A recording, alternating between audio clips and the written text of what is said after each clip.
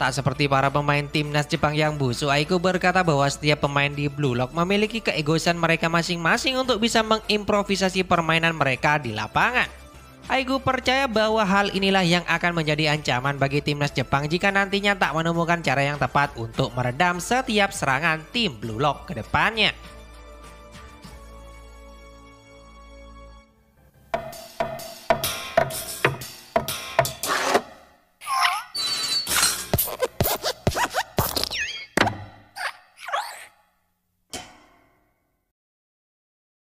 Di sini ternyata tak hanya Aiku, nampak para pemain lain pun juga menyadari ternyata Blue Lock sendiri adalah sebuah tim yang sangat kuat. Dengan kondisi serta tekanan atas keunggulan yang diciptakan tim Blue Lock nyatanya malah men-trigger semangat para pemain timnas U20 Jepang untuk mengejar gol sebelum turun minum. Hal itu terbukti dalam 3 menit waktu tersisa di babak pertama, para pemain timnas Jepang pun langsung tampil lebih agresif ketika kick off dimulai. Dengan menjadikan Itoshi Sai sebagai pusat serangan diperlihatkan para pemain timnas mampu saling bertukar umpan pendek guna menerobos lini pertahanan tim Blue Lock. Merespon hal itu pun para pemain Blue Lock langsung merubah strategi mereka dengan menempatkan seluruh pemain di lini pertahanan kecuali Nagi untuk mempertahankan keunggulan.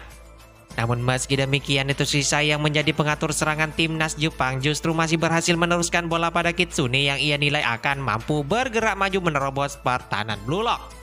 Bahkan di saat Kitsune mendapatkan hadangan dari 2 pemain sekaligus yakni Bachira dan Isagi yang telah membaca seluruh pergerakannya, Kitsune pun diperlihatkan masih mampu memberikan sebuah umpan akurat pada Kento yang datang membackup dirinya.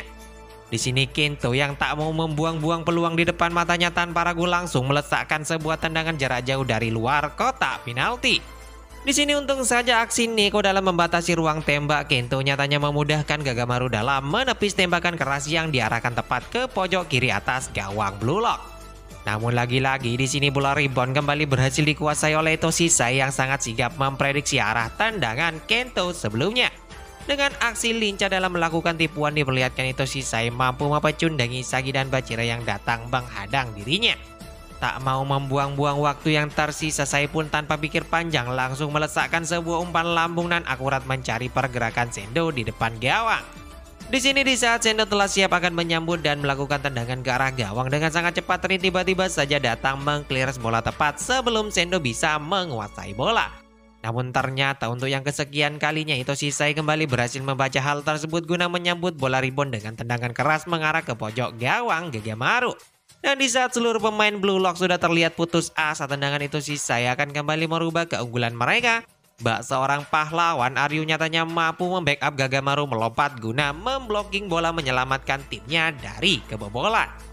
Dimana setelah aksi heroik yang dilakukan Aryu itu, sang wasit pun juga lantas meniup peluit panjang tanda berakhirnya babak pertama dalam pertandingan panas tersebut. Sementara itu, 2 komentator yang memandu jalannya laga nampak begitu sangat antusias memberikan pendapat tentang jalannya pertandingan di babak pertama. Terlihat mereka seperti tak percaya bahwa tim Blue Lock 11 akan bisa mengungguli timnas U20 Jepang yang dikomandoi oleh Itoshi Sai.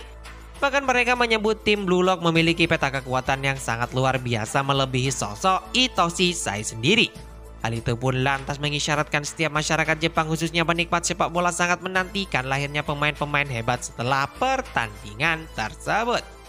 Namun di sini hal itu justru malah berbanding terbalik dengan sikap yang ditunjukkan oleh ketua asosiasi.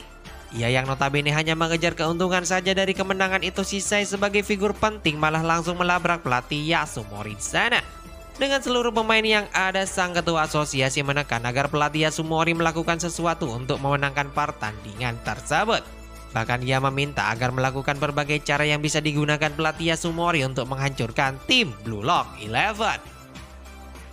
Selanjutnya tak sampai di situ, dalam ruang ganti pemain timnas U20 Jepang ketika para pemain sedang merenungkan performa mereka, Itoshi Sai malah memutuskan untuk berhenti dan keluar dari tim Jepang saat ini. Sai berkata dengan susunan pemain yang ada dalam timnas Jepang nyatanya tak ada satupun orang yang bisa Sai manfaatkan untuk memaksimalkan peluang mencetak gol. Hal ini sesuai dengan janji yang dibuat bersama Aiku sebelumnya bahwa jika saja pemain timnas Jepang tak bisa menjawab ekspektasinya di lapangan, maka Itoshi Sai pun saat itu juga akan mengundurkan diri dari tim mereka. Mendengar perkataan tersebut, Aiku langsung merespon mencegat kepergian Ito Shisai sembari meminta maaf atas keegoisannya selama ini. Dengan melihat kehebatan tim Blue Lock di babak pertama, seakan membuka matanya bahwa saat ini ternyata timnas Jepang sangatlah lemah. Aiku menambahkan jika di babak kedua terus berlanjut seperti ini, maka dapat dipastikan posisi mereka dalam tim inti secara otomatis akan digantikan oleh para pemain Blue Lock nantinya. Aiku yang sejatinya tak ingin hal itu terjadi mulai menarik perkataannya dan meminta Ito Shisai untuk memainkan si nomor 13, yakni Shido Ryusei. Nampaknya saat ini Aiku sudah mulai mengakui bahwa keputusan Ito Shisai merekrut Shido adalah keputusan yang paling tepat untuk mengatasi tumpulnya para striker timnas Jepang sendiri. Bahkan Aiku sangat yakin dengan hadirnya Shido Ryusei akan bisa membawa tim mereka guna membalikan keadaan tertinggal atas tim Blue Lock. Sontak mendengar hal itu pun Ito Shisai langsung berubah pikiran dan mulai bergabung kembali dalam timnas Jepang sembari meminta Shido Ryusei mengeluarkan seluruh kemampuannya di babak kedua. Sementara di ruang ganti tim Blue Lock, nampak para pemain sedang merayakan keberhasilan mereka di babak pertama atas timnas Jepang U20. Seluruh pemain Blue Lock sepertinya sangat antusias akan kesuksesannya dalam mengungguli tim yang saat ini menjadi pusat perhatian semua orang. Nampak para pemain yakin di babak kedua nanti tim Blue Lock 11 akan mengulangi performa apik mereka sama seperti di babak pertama.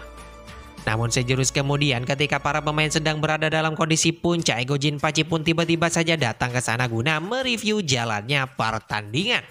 Jinpachi mengatakan bahwasanya keberhasilan tim Blue Lock sendiri dalam mencetak gol tak lain berawal dari permainan api Isagi dan Ito Shirin di lapangan. Dengan memposisikan diri dekat dengan Isagi Yoichi, nampaknya malah membuka jalan bagi Rin untuk meningkatkan aliran serangan yang akan ia ambil secara drastis. Puncaknya kondisi tersebut pun kemudian berhasil dimanfaatkan pemain lainnya untuk mengikuti ego mereka masing-masing guna menyempurnakan peluang yang ada untuk menjadi sebuah gol. Namun terlepas dari hal itu, Jinpachi mengatakan pada seluruh pemain untuk menghentikan perayaan mereka mengingat tim Blue Lock sendiri masih belum mencapai apapun di babak pertama. Jinpachi menegaskan pada mereka semua agar tak terhanyut dalam kepuasan sesaat sembari meminta para pemainnya mengeluarkan seluruh kemampuan mereka di babak kedua.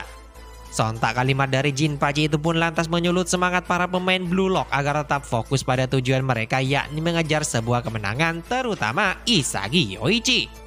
Terlihat dari raut wajahnya nampak keseriusan serta tekad untuk bisa membuktikan kemampuannya pada seluruh dunia yang sedang menyaksikannya di sana. Kemudian di sini kita kembali dibawa flashback pada masa lalu Ito Shirin ketika dirinya sedang merenungkan kekalahan atas kakak tercintanya Ito Shisai. Diperlihatkan dari sejak kecil Ito Shirin sangat mengagumi sang kakak yang merupakan sosok pemain hebat bagi dirinya. Bahkan di usia yang masih sangat muda, Ito Shisai nampak sudah mendapatkan banyak trofi penghargaan sebagai pemain terbaik di Jepang. Puncaknya di sebuah kesempatan ketika Ito Shisai pulang dari pertandingan bersama sang adik, ia mulai mengungkapkan keinginan terbesarnya untuk menjadi seorang penyerang terbaik di dunia kala itu. Sontak kata-kata sang kakak itu pun mulai memotivasi Rin untuk juga bisa menggapai mimpi sama seperti dirinya. Sampai di satu momen dalam sebuah pertandingan mulailah diperlihatkan untuk pertama kalinya minat serta bakat dari seorang Ito Shirin. Di mana dalam laga tersebut Rin yang tiba-tiba saja masuk dalam pertandingan tanpa diduga berhasil menyambut umpan lambung Ito Shisai di saat para pemain lainnya gagal melakukan hal itu. Sontak melihat kehebatan sang adik di lapangan, Ito Shisai pun langsung mengajak Rin ikut bermain sepak bola bersama dirinya. Di sini bersama sang kakak, Rin pun nyatanya mampu membuktikan kehebatannya sebagai pemain sepak bola. Dengan disupport Ito Shisai yang selalu ada menciptakan kesempatan bagi Rin mencetak gol lambat laun, keduanya mulai ditakuti oleh lawan-lawannya dalam pertandingan resmi. Bahkan Rin percaya jika ia terus bermain bersama kakaknya lambat laun, mereka berdua akan bisa menggapai panggung tertinggi dunia sepak bola sebagai striker hebat. Selanjutnya terlepas dari hal itu semua pun mulai berubah ketika Ito Shisai malah memutuskan untuk pergi ke Spanyol mengejar impiannya selama ini menjadi pemain terbaik dunia. Ia yang pamit kala itu mulai meminta Rin untuk tetap berusaha mengejar dirinya agar bisa menjadi pemain hebat seperti dirinya. Di sini Rin yang notabene menjadikan kakaknya sebagai alasan untuk bermain sepak bola malah men-trigger semangat Rin untuk tetap terus maju menjadi striker hebat di Jepang di saat kakaknya berada di Spanyol.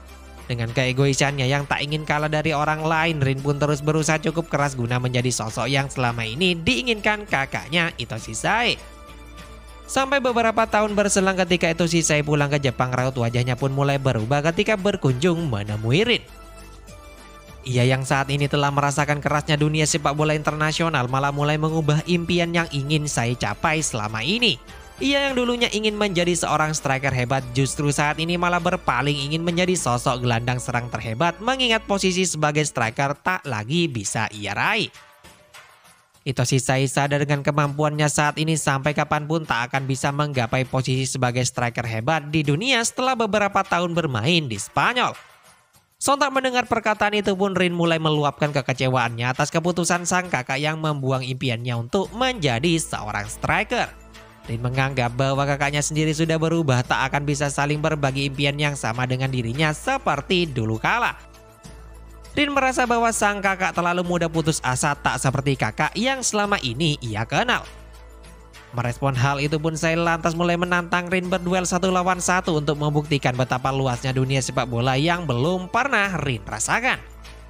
Itoshi Sai menambahkan jika saja Rin memenangkan duel tersebut maka dirinya sekali lagi akan berbagi mimpi yang sama dengan dirinya.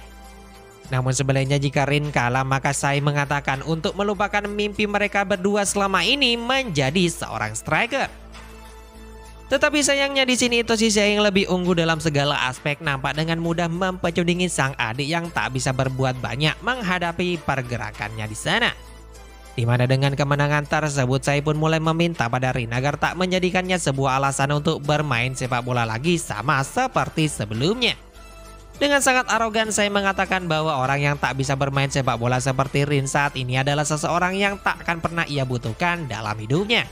Sontak mendengar kata-kata kasar tersebut lantas membuat Rin shock seakan tak percaya kakak yang selama ini ia hormati malah hanya memandang rendah dirinya sebagai sebuah alat. Ia yang saat ini merasa kecewa mulai menyimpan perasaan kesal untuk membalaskan dendam pada sang kakak yang telah mencampakkan dirinya.